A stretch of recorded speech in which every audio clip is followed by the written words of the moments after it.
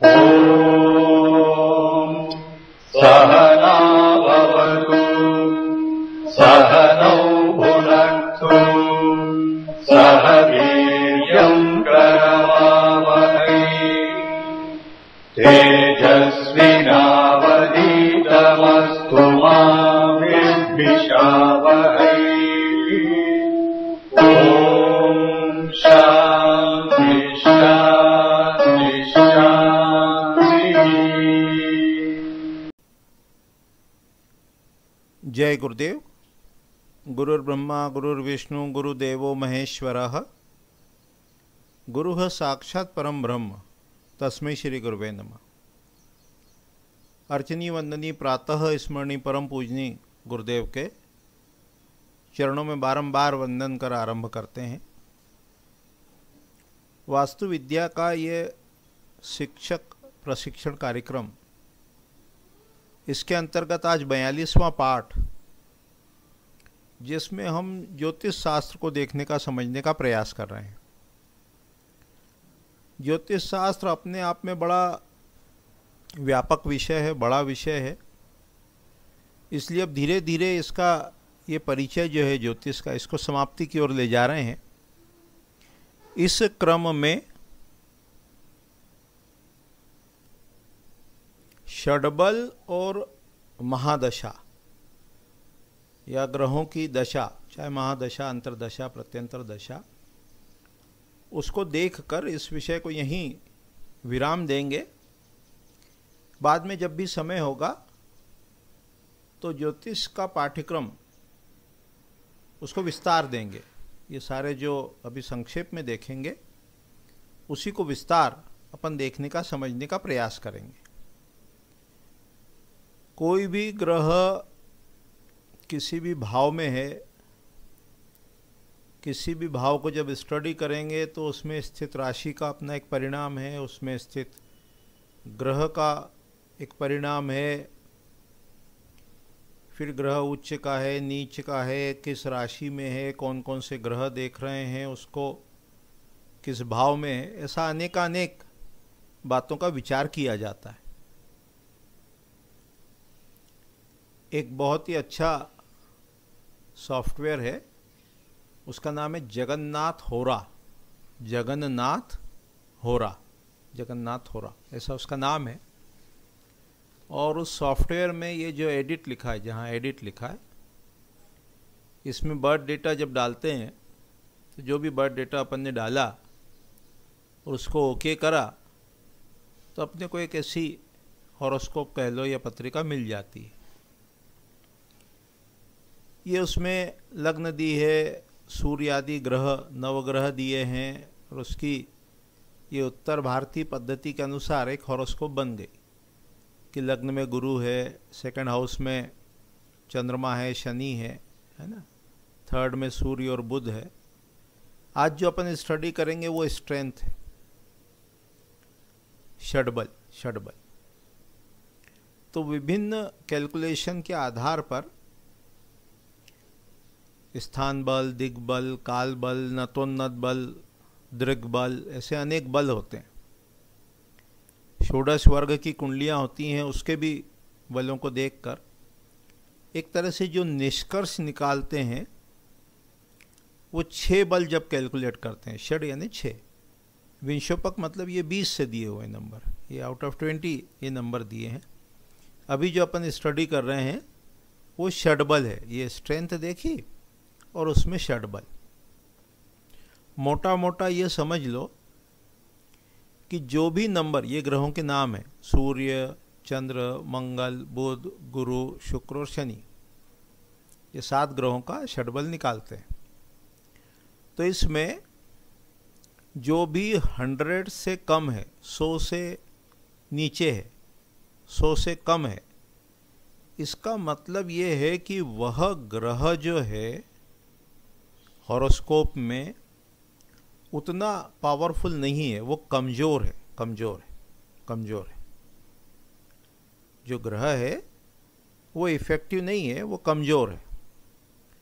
तो जब भी वह ग्रह का समय आएगा महादशा में, अंतरदशा में, अभी देखते हैं उसको, तो उस समय जातक को कष्ट होगा। अब जैसे मान लो कोई व्यक्ति अपने पास आया अभी और वो कष्ट में है, तकलीफ में है, और अपने को ये पता लगाना है कि प्रॉब्लम जो है वो ज्योतिष के कारण है क्या, तो हम सबसे पहले उसकी महादशा देखेंगे। उसको अभी अपन देखने वाले हैं थोड़ी देर में।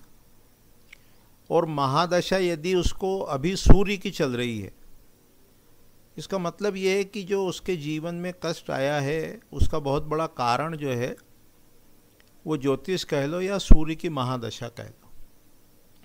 तो इस समय जो भी उपाय करेंगे वो सूर्य का करेंगे।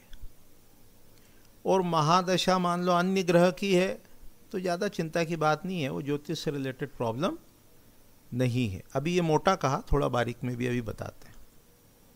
तो पहले तो ये समझ लो कि जो भी ग्रह है जो 100 से कम है, 100 से कम है यहाँ, वो कैसा है, वो कमज़ोर है, उसका पूरा पोषण नहीं मिला। तो जब भी उस ग्रह का समय जीवन में आएगा, चाहे महादशा में आए चाहे अंतर्दशा में आए, उस समय जातक को कठिनाई हो सकती है। तो हमें उस समय फिर वो सूर्य का उपाय बताना चाहिए। तो समय का निर्धारण कैसे करेंगे, तो ये एक महादशा होती है, ये सब ग्रहों की आती है। जीवन में जीवन की आयु 120 वर्ष मानी गई है और प्रत्येक ग्रह का अपना समय आता है। सूर्य की महादशा ये 6 वर्ष की रहती है, 6 ईयर्स की रहती है। चंद्रमा की 10, मंगल की 7, राहु की 18, गुरु की 16, इस प्रकार ये ग्रहों की महादशा होती है। शुक्र की 20, ये 20 वर्ष दिख रही है। केतु की 7, ये 7 वर्ष दिख रही है।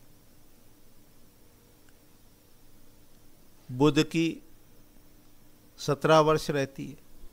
शनि की 19 वर्ष रहती है।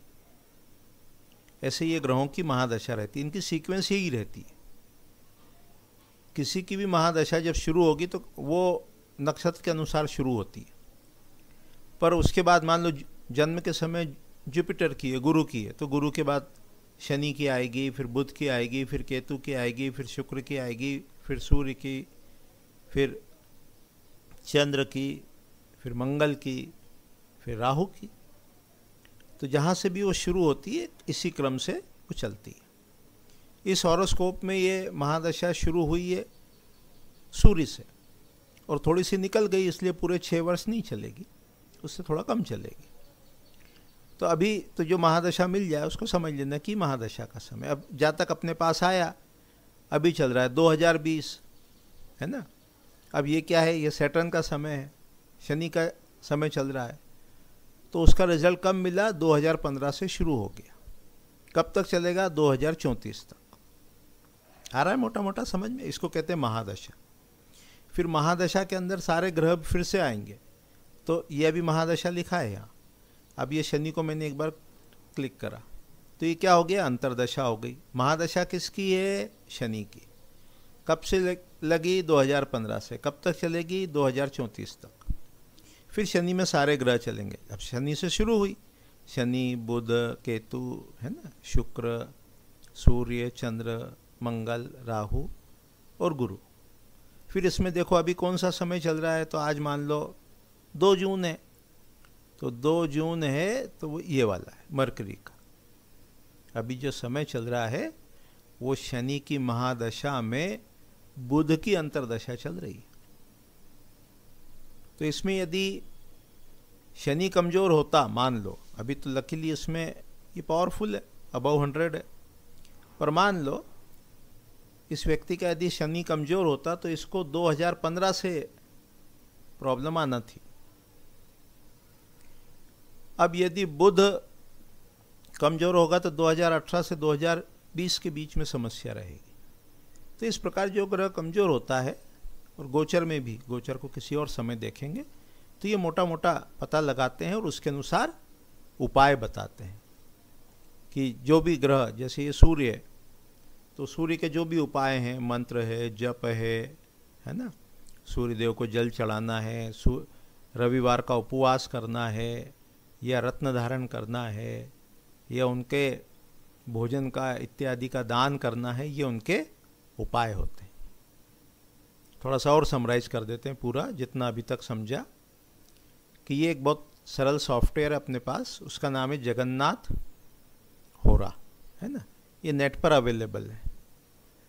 और इसमें यहाँ पर ये एडिट में जो बर्थ डेट है उसमें जाके फिल करते हैं तो अपने को ये टेबल आ जाता है, चार्ट आ जाता है।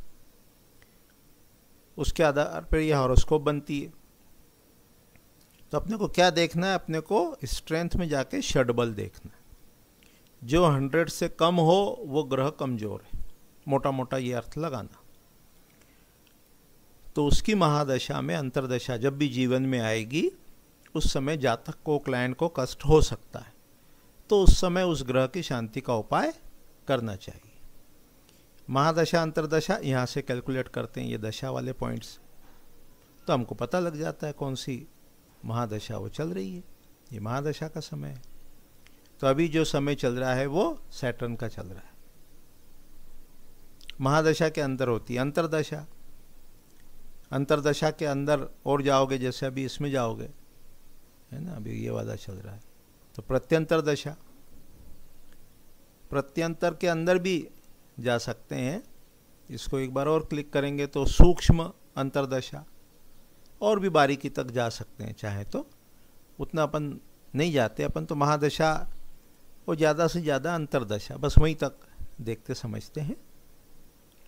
तो आज की इकाई में, आज के पाठ में अपन ने ये समझा कि किसी भी हॉरोस्कोप में एक वास्तुशास्त्री को जो देखना चाहिए कि व्यक्ति के जीवन में जो कष्ट आया तो उसका कारण क्या एस्ट्रोलॉजी तो है या नहीं है, तो उसका विचार षडबल से और महादशा से करना चाहिए और उसके अनुसार उपाय बताना चाहिए। अन्यथा किसी ज्योतिष को रेफर कर देना चाहिए कि आपकी जो समस्या है वो ज्योतिष से रिलेटेड अधिक है, तो किसी अच्छे ज्योतिषी से संपर्क करें। तो लगभग ये अपना एक तरह से ज्योतिष का जो इंट्रोडक्शन था वो आज समाप्त हो गया।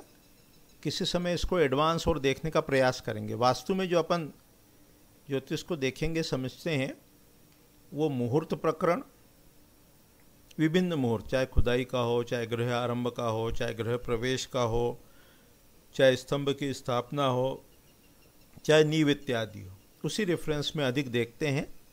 तो वो नक्षत्रों का टॉपिक अपन पहले कवर कर चुके हैं। फिर जैसे जैसे समय मिलता जाएगा विषय को अपन विस्तार देते जाएंगे। अभी इतने ही कह के वाणी को विराम देते हैं। जय गुरुदेव, जय गुरुदेव।